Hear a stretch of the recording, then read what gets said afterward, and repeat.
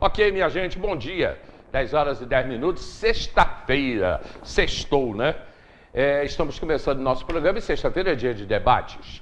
Então hoje os nossos amigos, os nossos analistas já estão aqui com a gente, com exceção do Quincas, que agora, há minutos atrás, me ligou dizendo que não poderia estar aqui. Teve um compromisso assim de última hora, e a Bibi, que também participa sempre do programa, né? Mas a Bibi está naquela fase uma fase de gravidez que ela está precisando realmente relaxar, ficar em casa, a pressão tem baixado, então tem que se cuidar. E hoje a gente vai conversar daqui a pouco uma não novidade, que já veio aqui de outras vezes, né?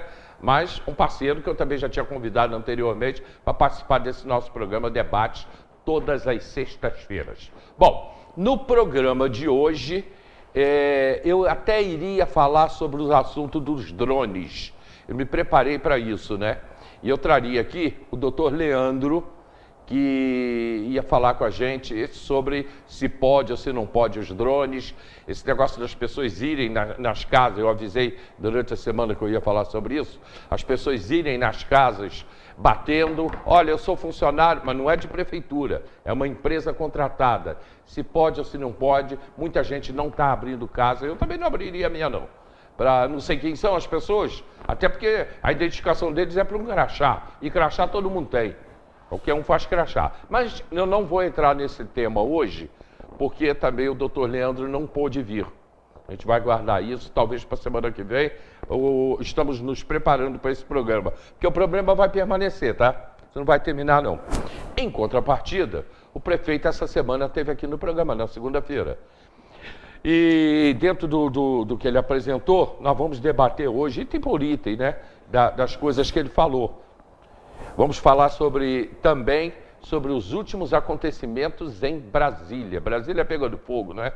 Polícia Federal, Polícia Militar, agentes da P2 de Brasília, agentes da Polícia Secreta, da Polícia Militar, trabalhando desde o final do ano passado, quando foi preso um bandido do PCC, bandido esse que estava com medo, estava sendo perseguido pelos seus colegas lá de crime, né? E ele pegou e abriu a boca e falou, olha, estão preparando um atentado contra a vida do Moro, e seria o seguinte, sequestrar o ex-juiz e atual senador Sérgio Moro, para trocá-lo pelo Marcola. A ideia era trocá-lo pelo Marcola. Sequestrava o Sérgio Moro e a família e fazia uma troca pelo Marcola. Olha onde está chegando a violência no nosso Brasil. E aí a polícia, já desde o final do ano passado, a polícia trabalhando em cima disso e conseguiu desvendar tudo. Locais que seriam feitos, onde seria feito sequestro, seria no dia do segundo turno das eleições. Armas, já uma grande quantidade de armas, tudo preparado, carros, tudo pronto. A polícia já prendeu 9 pessoas e vai continuar prendendo, né, das pessoas que estão aí. Nisso tudo, isso causou um medo muito grande. As pessoas que pensam sabem da gravidade disso. Tanto que hoje o Alexandre Paim e o Faria, que são políticos, vão falar da gravidade do que é desse momento em que a gente está vivendo. A grande parte da população não está nem aí para o que aconteceu, nem sabe o que está acontecendo, o que é um grande erro, né? Porque o crime organizado, ele também está dentro de Teresópolis.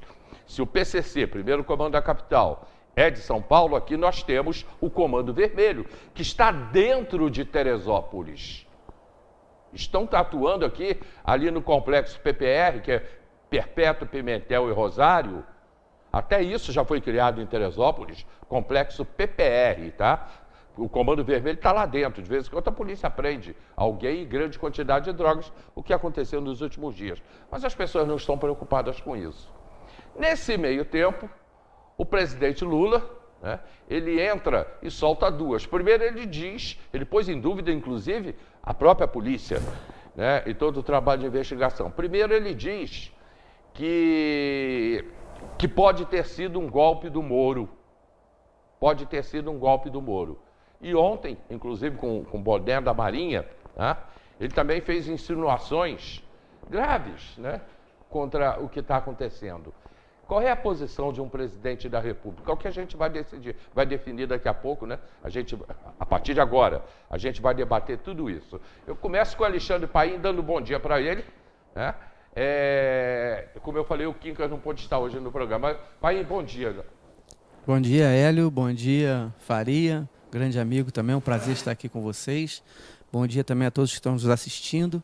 Mais uma vez agradecer aqui a participação no teu programa.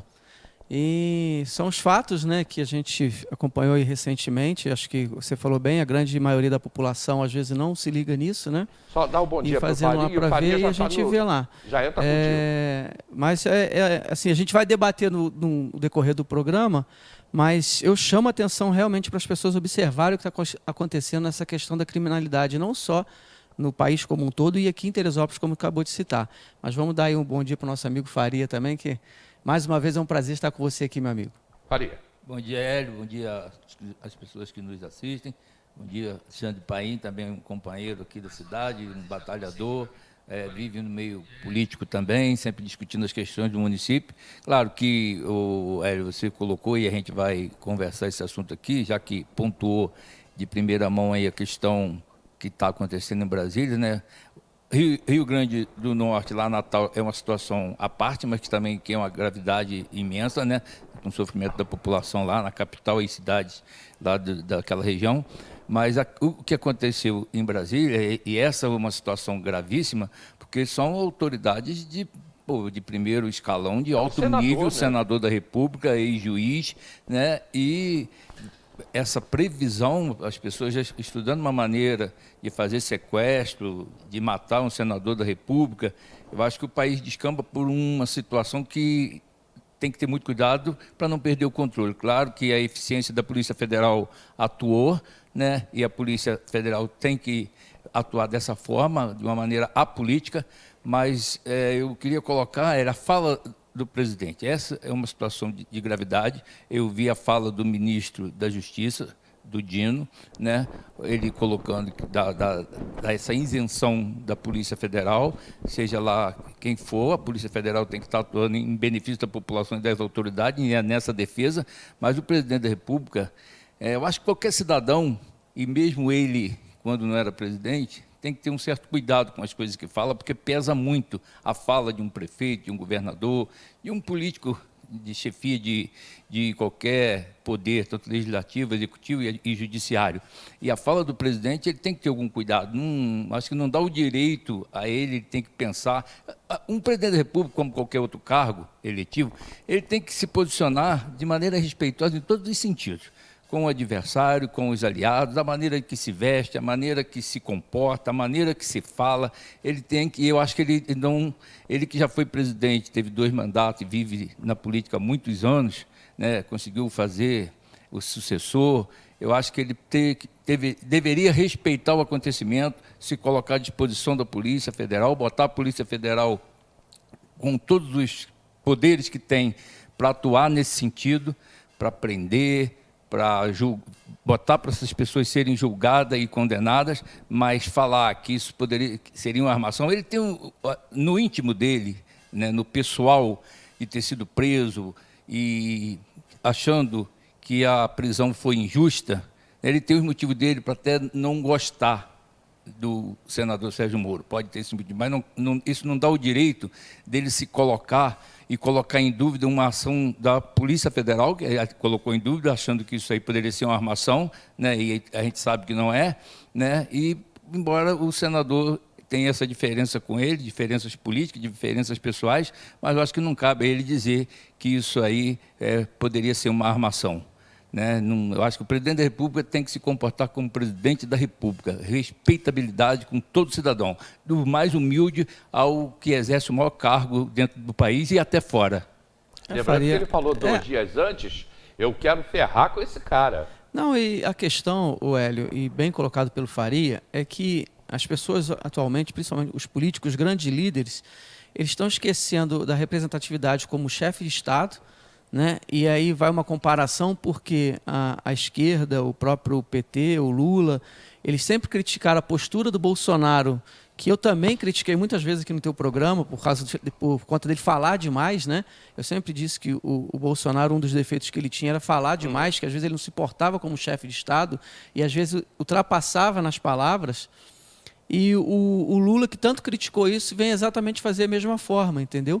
A mesma postura de levar para um ato pessoal. Ele pode não gostar do Sérgio Moro por tudo que passou, pelas desavenças que eles tiveram durante a Lava Jato, as investigações, se o Moro extrapolou ou não extrapolou, mas ele hoje é o presidente da República, hoje ele é um chefe de Estado, hoje ele é o líder maior da nação, e quando ele levanta esse tipo de questões, ele coloca não só em dúvida o fato em si, como a própria Polícia Federal que investigou, a própria instituição. Coloca mesmo, Alexandre? Não, é porque quando ele levanta essa questão... A fala dele coloca em dúvida? Coloca, porque se ele fala que foi um golpe, que foi armado pelo Moro, ele está levando em consideração o quê? Que a polícia participou. Porque como eu vou talvez tramar aí uma situação forjada como essa, que pelas palavras dele o Moro forjou, né? E participar toda uma instituição junta, porque nós tivemos aqui, você falou, 9 pessoas presas. Teve denúncia, teve uma investigação de 1 ano. Ele bota em dúvida a Polícia Militar, a Polícia Civil, a própria Polícia do Senado. Sim, é isso que eu estou dizendo. A Polícia Federal. Então, por isso que eu estou falando. Eu acho até isso, eu ia chegar lá. Até o ministro da Justiça fica numa situação difícil, porque a Polícia Federal é de responsabilidade do governo federal, do presidente da República, praticamente uma polícia que ouve as ordens do ministro de Justiça, né? O ministro de Justiça que direciona os atos. Quer dizer, então o ministro da Justiça, que antes tinha feito a colocação dele, com essa fala do Lula, também começa a gente a ter dúvida quando ele falar. Porque, na verdade, se você for pegar o histórico até do Lula, ele tem diversas falas ali, né? Toda a carreira política dele, polêmicas. Ele também é o que a gente está conversando aqui fora, é quase que a mesma coisa do Bolsonaro, cada um com os seus métodos de falar. Mas os dois, se você for parar para analisar nessas questões de fala, eles sempre extrapolaram em algumas falas, sempre. Isso foi. Só que o Bolsonaro viveu um momento ali, diferentemente do Lula, em que as pessoas se revoltaram muito, a mídia foi toda contra, a mídia começou a bater muito naqueles trechos de fala que ele atropelou, e hoje você não vê isso. Hoje, talvez, por exemplo, o Lula deu uma declaração dessa, você vai ver poucos órgãos comentando, as pessoas não comentam, né? Me estranha o fato, e a gente tem que chamar atenção para isso, Hélio, que independente de ser esquerda ou direita, centro-esquerda, centro-direita, centro, independente da posição política, a gente tem que primar pelo que é correto. Não é torcer porque a lei não pode valer, por exemplo, para mim de um jeito e para você de outro. Eu não posso torcer, o Hélio quebrou a cara porque o cara extrapolou os direitos dele. E eu achar que aquilo está certo porque não está me ofendendo. Mas lá na frente pode me ofender. Então, por exemplo, a censura da imprensa. Eu não posso censurar a imprensa de falar de uma maneira contra você porque eu sou favorável a você. Aí, se eu for contra você, ela pode falar. E eu ainda bato palma. Eu estou sendo imparcial nesse sentido, mas isso é prejudicial para toda a sociedade. A lei tem que valer, a Constituição garante isso, inclusive. A lei, todos somos iguais perante a lei. Então, a lei não pode valer para um de um jeito e para outro de outro. E a gente fica, desculpa aí te interromper, mas a gente fica na impressão de que está o preparo para exercer alguns cargos. A gente fica nessa dúvida que falta, porque se a gente for colocar o poder e o mandato, ele muda um pouco as pessoas. É natural que mude o comportamento, os lugares onde vai estar, o posicionamento, mas não pode transformar. Parece que algumas pessoas, quando exercem alguns cargos, e cargos principalmente de mandato eletivo, que a população outorga, eles se transformam. E isso é muito ruim, quando as pessoas têm um cargo de tanta relevância, prefeito, vereador, deputado estadual, governador, federal, senador e presidente da República, essas pessoas e os colaboradores mais próximos, no caso, ministros e secretários, né, tem que ter cuidado com o que fala, tem que pensar 2 vezes, porque é o que você colocou, o ex-presidente também, em vez em quando, né, perdia a linha, vulgarizava o cargo, né, porque a postura nesse momento, para nós que estamos dependendo das ações dele, tanto do ex-presidente, que falava essas coisas, como do próprio atual presidente, do Lula, que foi eleito, uma eleição muito apertada, né? Se você colocar, teve mais pessoas que não votaram nele, mesmo tendo segundo turno, né? Então, tem uma oposição ainda muito acirrada, e eu acho que ele, na hora do posicionamento, tem que ser isento na fala, tem que ter postura, até porque é um cargo de muita relevância. Nossa, presidente da República é uma coisa que a população vota, né, alguns esperando até que aconteça milagre, a gente sabe que não pode fazer milagre. Né, é uma gestão... eu acho, até que ele perdeu uma grande oportunidade de mostrar a maturidade política e dizer, olha, independente com quem foi, ele podia até falar, eu tenho minhas desavenças com o Moro, mas eu já determinei já determinei que fosse apurado tudo isso. Isso não pode passar impune. É inadmissível que um senador esteja num plano de sequestro. Inadmissível. Não tinha nem que falar de desavenças. Não, mas se ele quisesse ainda naquele falar. Momento ali, não. Porque ele teria mostrado maturidade para entender a importância do cargo dele ali. Agora, e só acertando, Hélio, as pessoas às vezes não têm noção, o Faria colocou aqui, a questão de poder, de você estar num cargo e que mexe com as pessoas. Mas não só isso. Você, quando está num cargo político, muitas das vezes a credibilidade que você tem, ela vem da sua postura, da sua forma de agir, da sua forma de falar, entendeu? Porque quando você começa a atropelar as coisas, que é o que aconteceu com o Bolsonaro, externamente está sendo visto, as pessoas, aquele presidente é maluco, eu não posso investir naquele país, o cara é meio doido, outro presidente já não dá para confiar na palavra daquele cara, porque hoje ele faz isso, amanhã faz aquilo. Então, assim, tudo isso influencia até na questão socioeconômica de um país. Né? E, assim, e trazendo também para estado e município, né? Se você tem um prefeito que também não sabe lidar com a coisa pública e não tem muito compromisso, você não consegue também trazer benefícios para a cidade. E essas pessoas têm que estarem preparadas para conviver com a adversidade. Não tem jeito. Quem exerce cargo público tem os adversários, tem adversidade todos os dias. Ele tem que estar preparado. Com o Lula tem que ser um cara preparado. Lula é político há quantos anos? Né? Já foi presidente por 2 vezes, pela terceira vez. O fato, eu já tenho aqui algumas participações, já vou ler aqui vou ler aqui o comentário das pessoas.